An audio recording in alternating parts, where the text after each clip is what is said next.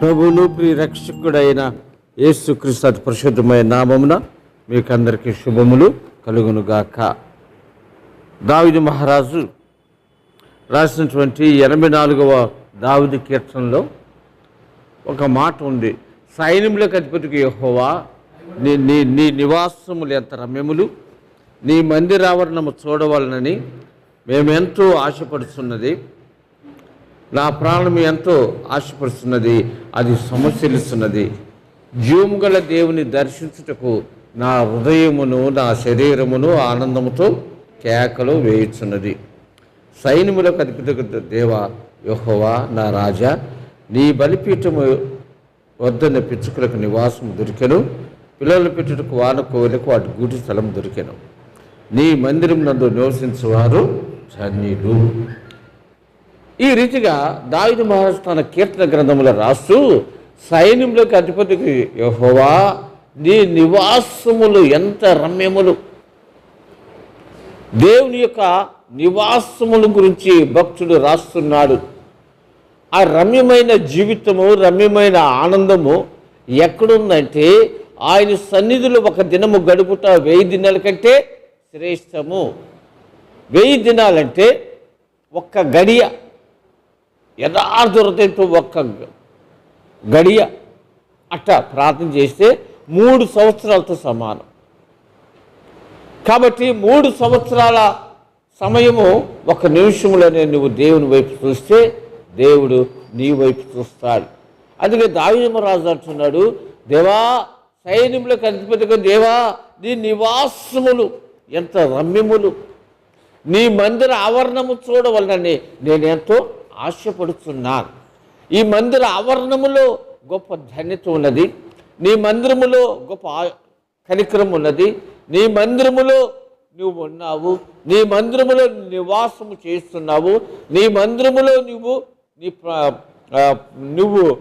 నీ యొక్క ప్రణాళిక చొప్పున ప్రత్యక్షమవుతున్నావు, నీ మందిరములో నువ్వు మాతో ఉండి సహాయం చేసిన విధానం బట్టి నీకు వందనాలు దేవా అని ప్రార్థన చేయటం అని చూస్తున్నాం.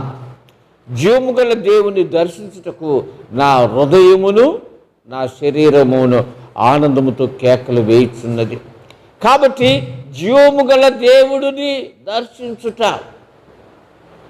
ఈ జీవము గల దేవుని దర్శించుటకి దావీదు మహారాజు యొక్క హృదయమును శరీరమును ఆనందముతో కేకలు వేస్తున్నది. అందుకే నిన్న దినాన ఏలీ గారు అన్నారు, దేవుని మందిరానికి వచ్చేటప్పుడు సింపుల్ బట్టలతో రావద్దు, మా గలీజుగా వస్తారు అన్నారు. కానీ దేవుని యొక్క మందిరానికి పవిత్రమైన మనస్సుతో పవిత్రమైన వస్త్రములు ధరించుకొని మంచి స్నానం చేసి రావాలి. దేవుడు కూడా నా బిడ్డలు చూడాలని ఆకాశమును తొంగి చూస్తాడు. నా బిడ్డలు ఏ స్థితిలో ఉన్నారు, నా బిడ్డలు ఎక్కడ ఉన్నారు, నా బిడ్డలు నా సన్నిధి కాచి వెతకటానికి వచ్చి ఉన్నారు, ఎవరెవరు వచ్చారని దేవుడు చూసినప్పుడు దేవుడు మనం కన్నీరు కార్చే ప్రార్థనకు దేవుడు జవాబు ఇచ్చటం మనం చూస్తున్నాం. కాబట్టి నీవు దేవుని సన్నిధికి వచ్చినప్పుడు నువ్వు దేవుని సన్నిధిని ఎదగాలి. ఆయన సన్నిధిని వెతకటానికి 3 కారణాలు. అందుకే దేవుడు దానియేలు గ్రంథములో కూడా, దేవా నీ సన్నిధిలో మేము నిలబడి ఉన్నాం, శిథిలమైన ఈ పట్టణం మీదకి నీ ముఖకాంతి మా మీద ప్రకాశింపచేయమని దానియేలు మహాభక్తుడు ప్రార్థన చేస్తున్నాడు. ఆ పట్టణం యెరూషలేము పట్టణము శిథిలమైపోయినది. అయ్యా నీ ముఖకాంతి ఈ పట్టణం మీదకి రానిమయ్యా, నీ ముఖకాంతి ఈ పట్టణం మీదకి వచ్చిన ఎడల ఎంత గొప్ప ధన్యత అని దానియేలు గ్రంథము 9వ అధ్యాయం 17వ వచనములో రాయటం మనం చూస్తాం. ఒకసారి దానియేలు గ్రంథము 9వ అధ్యాయం 17వ వచనము. కాబట్టి మన యొక్క గ్రామం మీదకి దేవుని యొక్క ముఖకాంతి ప్రకాశింపు చేయాలి.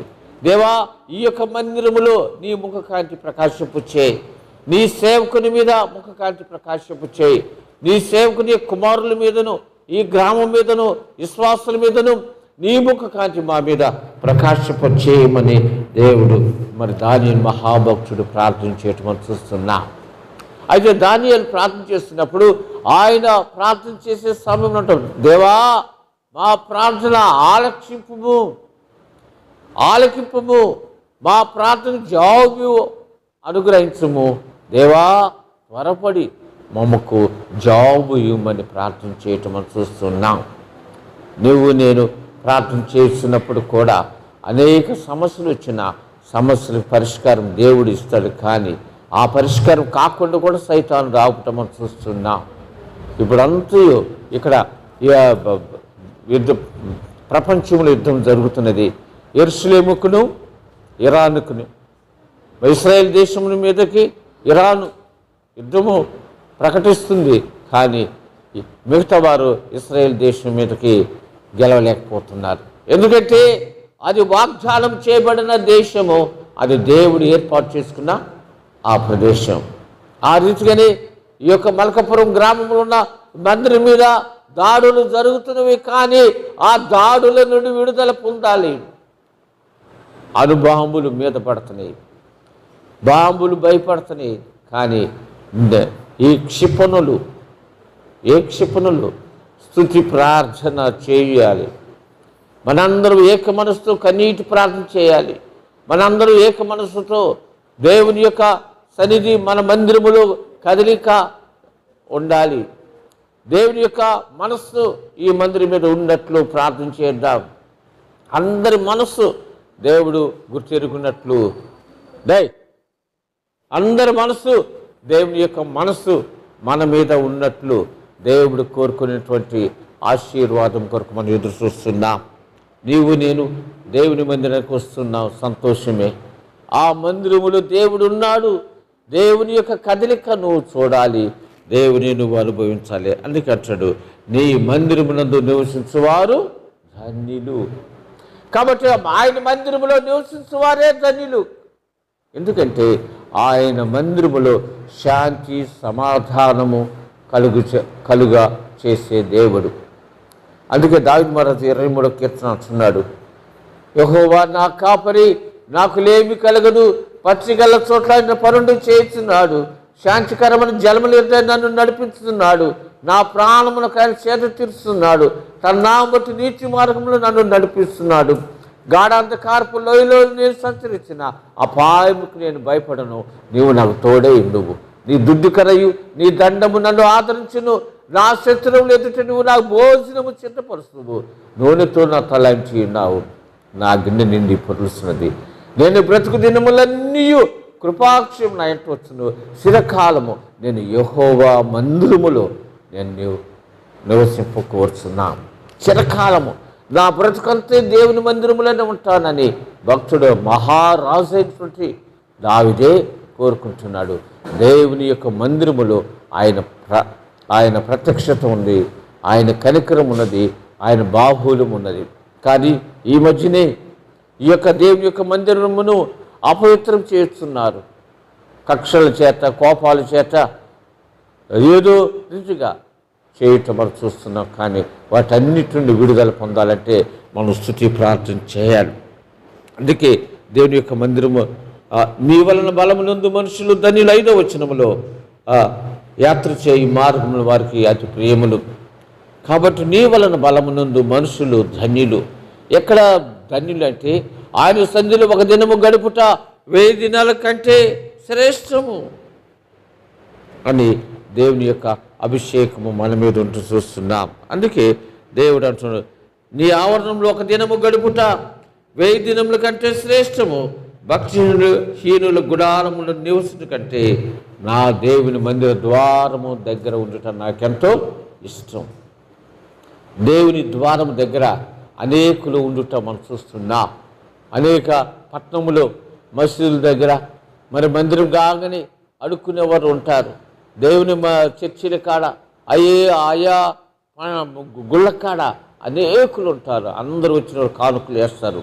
కానీ దేవుని మందిరం దగ్గర కనిపెట్టుకున్న వారికి దీవెనలు ఉండటం మనం చూస్తున్నా.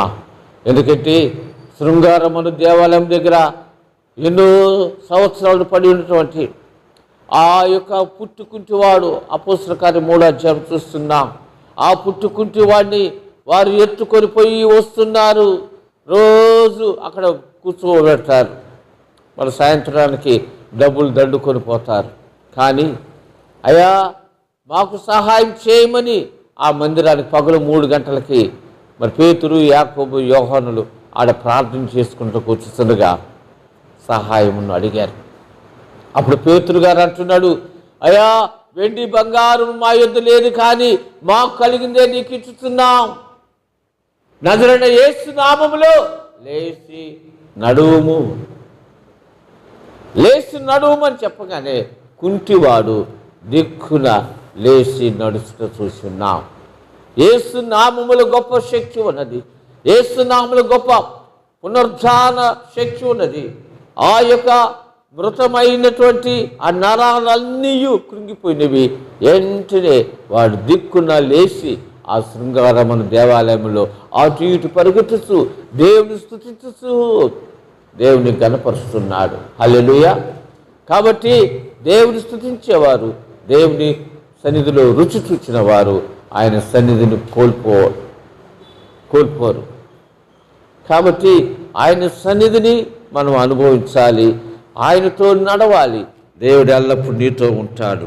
కాబట్టి దేవుని మందిర ద్వారం దగ్గర ఉన్న ఆ యొక్క కుంటివాడు లేచి గంతులు వేస్తున్నాడు. అరే నిన్నానా ఫలానా గుడికి ఆడ రోజు కుంటోడు ఉన్నాడు రా, ఆ కుంటోడు ఎక్కడికో పోయాడంట, స్వస్థతలు జరిగినాయంట, రండి రండి అని వాడు అనేకులకు యేసు ప్రభు సువార్తను ప్రకటించాడు. అనేకులను దేవుని మందిరానికి నడిపించాడు. ప్రేమైన దేవుని బిడ్డలారా, నువ్వు ఎక్కడున్నా సరే, నువ్వు నిద్రపోతున్నావు సరే, ఎక్కడ మెలుకున్నా సరే, కానీ దేవుని సువార్త ప్రకటించాలి. ఇతరులను, అమ్మా నేను దేవుని మందిరానికి వెళ్తున్నా, నాతో పాటు కూడా నువ్వు రామ్మా, నువ్వు కూడా మేలు పొందుకున్నావని చెప్పినప్పుడు అనేకులు దేవుని వైపు చూచుట మనం చూస్తున్నాం. నువ్వు రక్షణకు రావాలని నీ కుమారులు, నీ కోడళ్ళు, ఇంకొను అనేకులు దేవుని వైపు తిరగాలని మనం ప్రార్థన చేయాలి. ప్రార్థన అంటే దేవునితో మాట్లాడుట, దైవ సన్నిధానములు ఉంటాం. అందుకే ఇక్కడ ఒక మాట అంటున్నాడు దేవుని యొక్క మందిరం గురించి. సైన్యములకు అధిపతికి దేవా, నీ యందు నమ్మకించువారు ధన్యులు. అయ్యా నమ్మకించేవారే ధన్యులు, కానీ వేరే వారు కాదని దావీదు మహారాజు తన జీవగ్రంథములో రాయటం అని చూస్తున్నా. నీవు నేను దేవుని సన్నిధానములో నిలబడినప్పుడు, దేవుడు నీతో ఉన్నప్పుడు, దేవుడు మనతో కలిసి ప్రయాణం చేయాలి.